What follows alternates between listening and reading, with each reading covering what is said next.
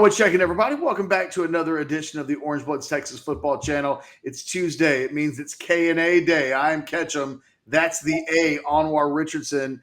This video brought to you by MyPerfectFranchise.net. If you're interested in starting your own business and having somebody show you how to do that, if you're a little unsure, a little bit of guidance, contact Andy at MyPerfectFranchise.net.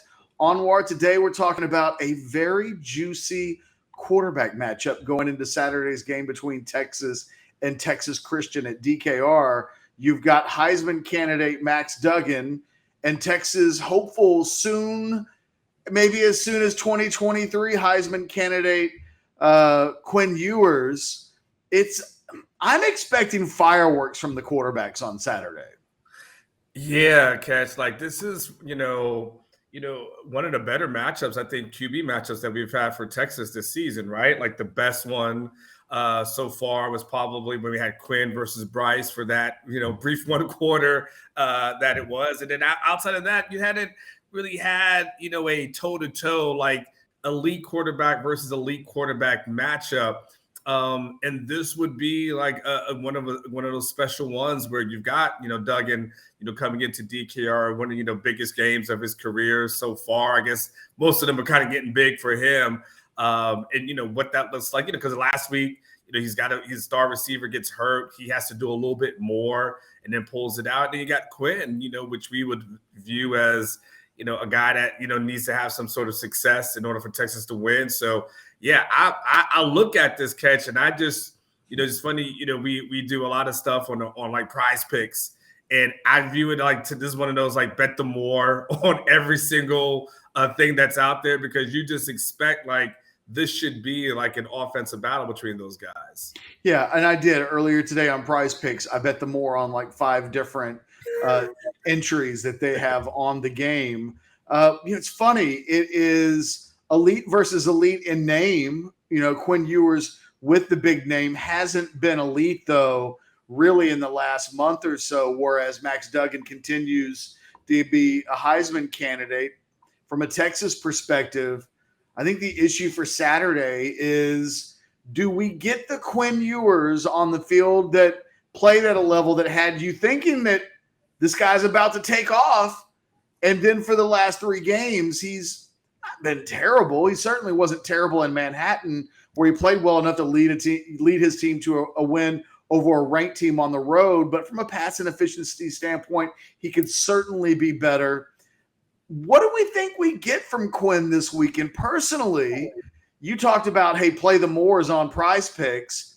I think in these last 3 weeks, we're going to see a Quinn Ewers that bounces back from what's probably been the toughest 3-game sketch he would have expected to see on the schedule. 2 road games, maybe 2 of the toughest road games in Kansas State and Oklahoma State, and then the Iowa State game as well, which they are one of the better defenses in the Big 12. I personally am expecting Quinn to start bouncing back in a big way. Yeah, I mean, Catch it, again, at home, they're a little bit of a different team than they are on the road. We've kind of said that, and that's kind of been obvious because even Quinn, when he played against Iowa State at home, while not like spectacular, like lights out like he was against OU, there was no turnovers, right? There was no mistakes. You did see some improvement, from the Oklahoma State loss to the K-State victory, which again, one game had a ton of turnovers. The next game he didn't have anything. So Sarkisian did kind of highlight that and the importance of that. But yeah, the Catch, you would think over the next 3 weeks, one, the emergence of Bijan and teams are going to commit to trying to stop the run. And that should leave Quinn with, some plenty of opportunities, having guys in one-on-one situations, like the opportunity to excel, at that point, Catch. So I definitely think that, especially if you're a Longhorn fan, you want to be hopeful that, those worst days are behind him. Like, there's some learning process that's going. But, Catch, if this is the week that all of a sudden him and Xavier Worthy are on the same page, and that happens, I mean, then it's explosive, right, Catch? Because that's the only thing that's really been missing from the passing offense is really that explosiveness, those explosive kind of plays. And if this ends up being the week that he finds, with Xavier, not only Xavier, but some of those other guys as well, the Jordan Whittingtons of the world, whoever the third receiver is within that rotation of guys that are in there, at a certain degree, Jatavian. If he finds those guys, then all of a sudden, Catch, we're talking about, one hell of a battle that, goes forward. But we're also talking about that Quinn Ewers that lives up to all the expectations that we had before that Alabama injury. Look, the Quinn Ewers that everybody expects to see is a guy that's able to connect with Xavier Worthy, Jordan Whittington, and Jatavian Sanders. Really, nobody else matters. I mean, if they get bonus production out of a Savion Red or a Casey Kane or a Brennan Thompson or any number of guys that have served as bit players with regards to the passing game over the course of the last month, then that would be fantastic. I think the thing that was missing on Saturday in Manhattan is, and really it's been missing for the last 3 games, there really is no chemistry right now between Quinn Ewers and Jordan Whittington. Over the course of the last 3 games, I think he's caught 4 passes combined. So they've got to find a way to get Jordan Whittington involved. They got to find a way to consistently get the ball to Jatavian Sanders. He did really well in the first half on Saturday, catching 4 passes, but then he gets forgotten in a second half that, we've talked already over the course of the last few days about how uneven Texas was on offense. And a lot of that was layered and nuanced. I mean, they get a first down with Xavier Worthy and then he fumbles and then it never quite feels the same again. If Texas can get 4 quarters where the pass game, it doesn't have to be great. It just has to get to this point where Texas isn't going through long stretches where there's no passing game. If they can just have solid to really good with maybe a little bit of great mixed in, but it's spread out over a full quarters and not relegated to a first half or 2.5 quarters, then I think I think that's the recipe for Texas winning on Saturday. It's being able to be viable for 4 quarters and not for just portions of the game, because when it's only portions of a game, as you might expect, that's when Texas, just in general, starts to get themselves in trouble. You're right about that, Catch, right? Because and it's more specifically the first half, right? and the end of this ends up being a game, Catch, when you say something like that. Texas pulls out a win last week versus K-State on the road, and we were able to throw them their flowers, but we still can't ignore that this team scored 3 points in the second half, right? Yeah. And so the one thing we know is that TCU is going to score points in the second half, right? You can check that box that TCU might fall behind, but we know that they are coming back, and they're coming back, in a hurry and with a storm. This has to be that game, though, where, when TCU falls behind, because we get the feeling that's what's going to happen, that, when all gas, no brakes needs to apply. And that's where we need it. You need Quinn Ewers to be the guy that, you want Bijan, of course, to bring it home. But if you get into third and obvious, right, and that has to happen, then you need your quarterback to make those plays. You need him to make those throws. The second half performance of Texas on that offensive side, especially in the third quarter. Because in the fourth quarter, you get a good enough lead, you can go ahead and really start to wear down the clock. But that third quarter coming out of halftime, Catch, where you still need to pass the ball and you just can't go too predictable at that point, that's where they need Quinn to really be at his best. And if he is, Catch, we're going to be making a whole lot more happy videos where everyone is leaving great words and sentiments in the comments. That becomes the thing, because we know Duggan is going to have his team, clicking on all cylinders in the third and the fourth. And Quinn's got to be able to lead Texas and be able to match that. Yeah, it's funny. It's a good segue into a question I wanted to ask you, which is, if you had to bet money on one of these 2 things changing, which would it be? And that would be TCU coming out and being ready to go and not giving teams a head start in big games, which has kind of been their MO so far this year. And to their credit, it hasn't mattered whether it was against Oklahoma State or Kansas State or Texas Tech. They've allowed teams to grab leads and they've been able to overcome that. In some cases, big leads. Is it more likely that we get a 4-quarter game from TCU where they play the full package, or Texas, and this is a big one because they can, even in a win last week, they didn't shake off we play well in the first half and don't in the second half thing. If one of these things gives, we're talking about the winner of this game, I think. If TCU plays a full 4 quarters, I think they beat Texas.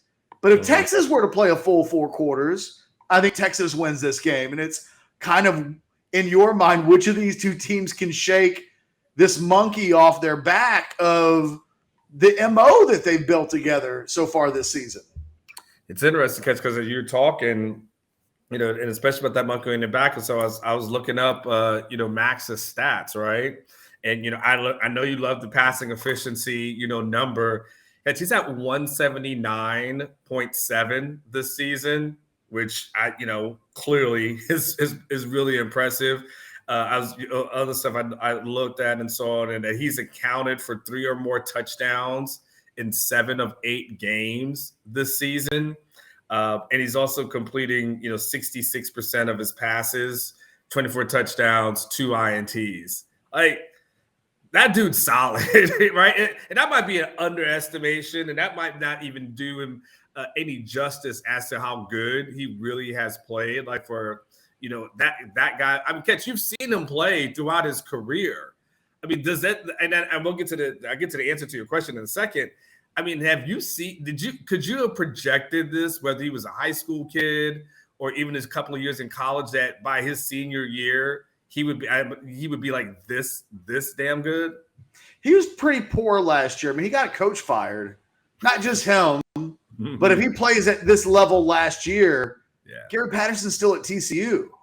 Yeah, it was because they couldn't get any offense going because Duggan wasn't very good and because they really struggled, but, in ways that they haven't so far this season. But the answer is no. And I keep waiting for the clock to strike midnight for Duggan. It did a little bit. True story. My big prize picks, I went for the $1,000 last weekend. And the one that I missed was Duggan was set at 2.5 touchdown passes.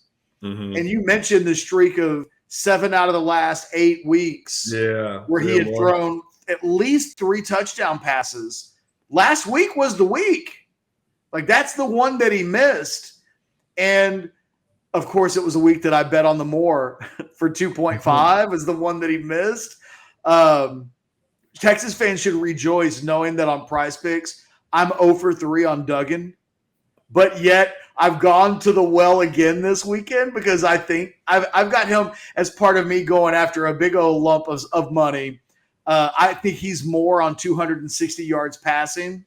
And since I've been wrong on Duggan every week so far that I bet on him, that would mean that the Texas defense dominates him. But in reality, and I wouldn't say that the clock struck midnight on him last week because he closed that game really strongly. In the end, he got to 2 touchdown passes and didn't quite get to 3. And there was actually a chance where they could have gone to 3, and they just kind of sat on the ball because they finally got separation late in the game against Texas Tech. I don't think he's as good as the numbers this season say that they are. However, he's exactly the kind of mold of quarterback that gives Texas problems because he can make plays with his feet. He's really dangerous as a runner. And we've seen that Texas, against players with his skill set, they get conservative. And Steve Sarkisian can point out that last weekend late in the game, they kind of came after Adrian Martinez. And Steve Sarkisian was quick to say that PK brought the heat late in the game. But for the most part this season, guys like Max Duggan make Texas play very safe type of scheme. And guys with his kind of running ability have given Texas problems. And it's one of the – if not for the matchup issue, I think we could see the continuation of maybe Duggan coming back to earth a little bit. But I think this is a really good matchup for that TCU offense. I expect the Texas defense to have some success this weekend, but I also expect the TCU offense to have some success. I'm expecting a really high-scoring game. And on that note, we can wrap up this discussion on Quinn Ewers and Max Duggan. It should be one of the best matchups of the season. Thank you to Anwar for always participating in the K&A segment here on the Orange Bloods Texas Football Channel. Thanks to Andy at myperfectfranchise.net. Ring him up if you're ready to change your life and start your own business. That's what he's there for, to help you out. Until next time, which, just FYI, be on the lookout for a potential Colton Vasek reaction video at some point on Tuesday, Drunk Uncle on Wednesday.